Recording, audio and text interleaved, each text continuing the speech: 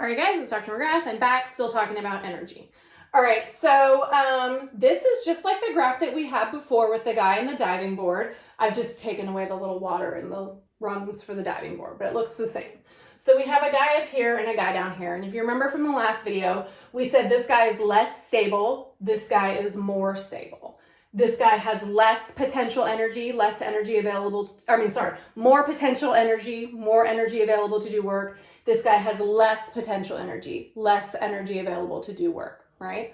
And we said when we go from here to here, our G, right, our free energy goes from high to low. So our delta G, which is the change in G, the little triangle means delta, which means change in, is negative, okay? So as this guy jumps off the diving board and he goes down here, he lowers his free energy, right? His delta G is a negative number, okay? Hopefully you guys can see that. I'll use a different color than green. So his delta G is negative.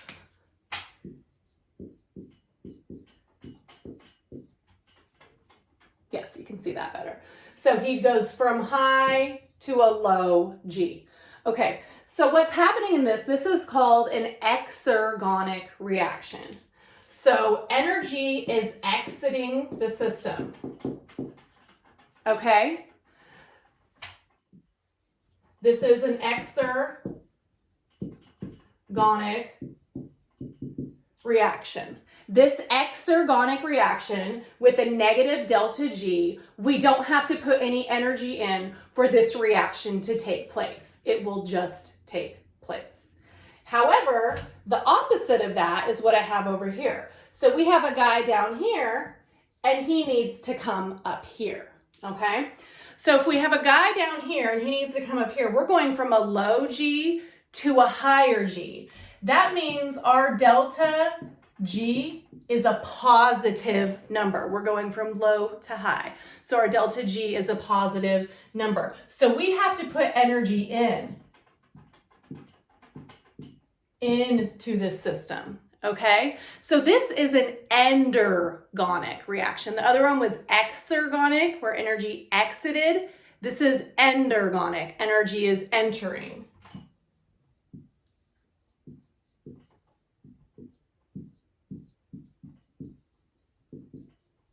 All right, so these are our two reactions. Let me move over here so you can see both of them again.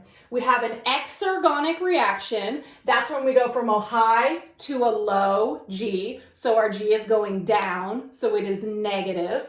That is exergonic. Energy is exiting this system. We don't have to put any energy in for it to take place. It just takes place. The opposite of that is an endergonic reaction. An endergonic reaction is pushing the bowling ball up the hill. We have to put energy in for that reaction to take place. And in this case, we go from a low G to a high G, so we're going up. So our delta G is positive, an endergonic reaction. Okay, so you may be saying, okay, great, Dr. McGrath, I got it. Exergonic, endergonic, everything's wonderful. Why do I care? Well, let's see. We have to do these reactions in our body all the time. In our body, we're breaking things down and making things all the time. So breaking things down, right, going from a big molecule to a small molecule, that's great. Doesn't take any energy to do it. We're fine. But how the hell do we make stuff? Because you can imagine in your body has to make stuff sometimes. So I have a bunch of numbers on here. You don't have to memorize these numbers. I've just put them here for an example for you. Every single reaction that takes place in our body, every chemical reaction has its own delta G, its own change in free energy. I just have an example here.